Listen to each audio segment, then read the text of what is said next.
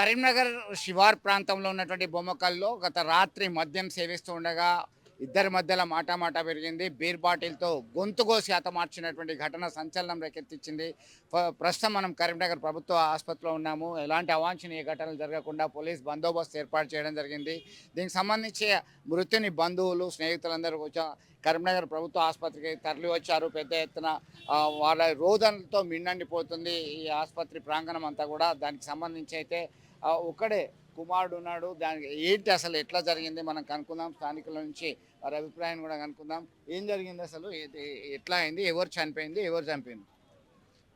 నిన్న బొమ్మకలు 6:45 సాయంత్రం కాలంలో ఎడెల్లి సతీష్ అనే అతనితోని ఉదయం మార్నింగ్ నుంచి వెళ్ళి అతనితోనే ఉన్నాడు.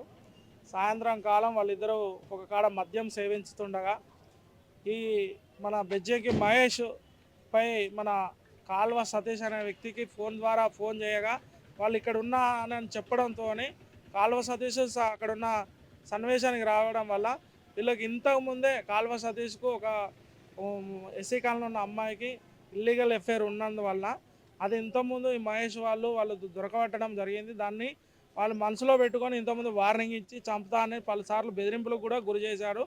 బెదిరించినా కూడా అప్పుడు దాన్ని వాళ్ళు మాట్లాడుకోవడం జరిగింది. అంటే వివాహేతర సంబంధాన్ని బయటపెట్టినందుకే ఈయన కక్ష పెట్టుకొని చంపిండంటారా? అవును, ఎవరు చంపారు? వివాహేతర సంబంధాన్ని బయటపెట్టినందుకే కాల్వ సతీష్ అనే వ్యక్తి ఇతన్ని చంపడం జరిగింది.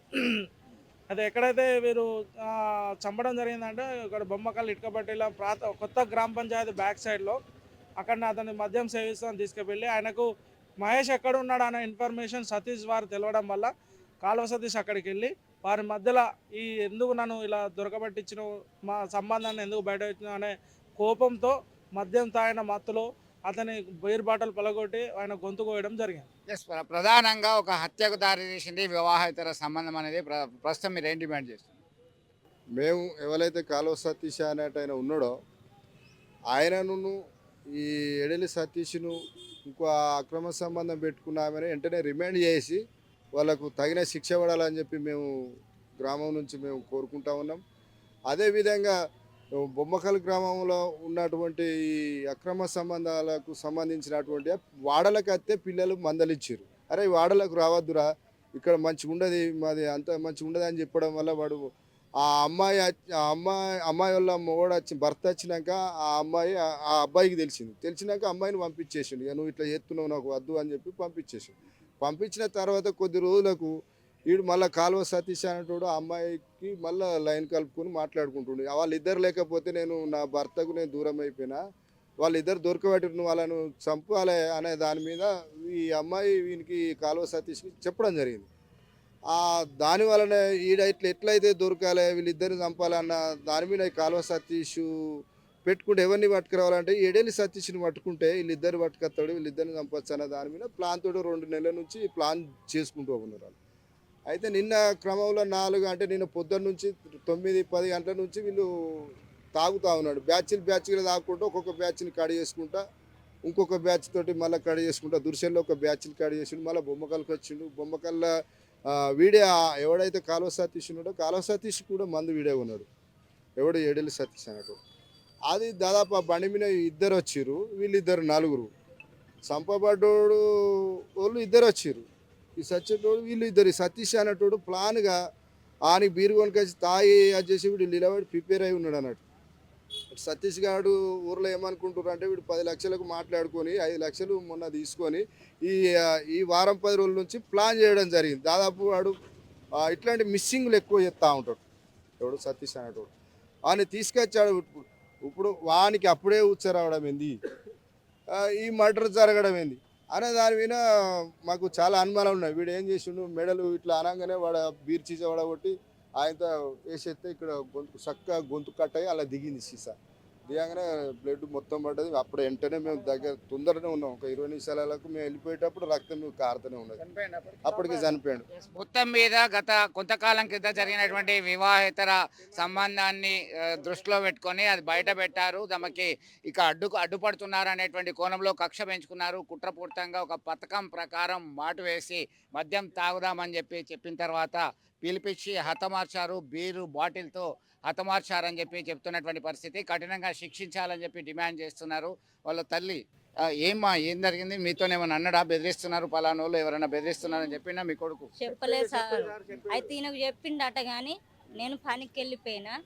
ఇక 10కి ఎక్కించుకోపోయిండు. ఎడెల్లి సతీష్ ఇంట్లోకి వెళ్ళి 10కి ఎక్కించుకోపోయిండు అంటే మాకు ఇక ఏం తెలియదు. కథ అట్టి బాడి నా పై ఎక్కిరు పొద్దుకి. వాళ్ళు పనికి పోయారు. నా తమ్ముడు నాకు చెప్పిండు ఏం ప్రతిదీ. చెప్పిండా? మీ తమ్ముడా? మా తమ్ముడు చనిపోయింది. మా తమ్ముడు మాకు సరైన న్యాయం చేయాలి. ఏం చెప్పిండమ్మా? మహేష్ మీ తమ్ముడు కదా, ఈ చనిపోయిన ఆయన ఏం చెప్పిండు? ఇంతకు ముందు కూడా చెప్పిండు. ప్రాణ భయం ఉంది అక్క.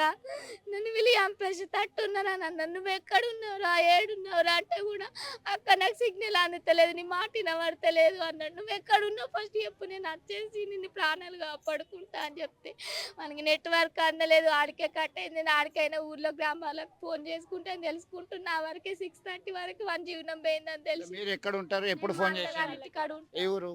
పల్లి నల్ల మీకు ఎన్ని గంటలకు ఫోన్ చేసిండు? 5కి ఫోన్ చేసిండు.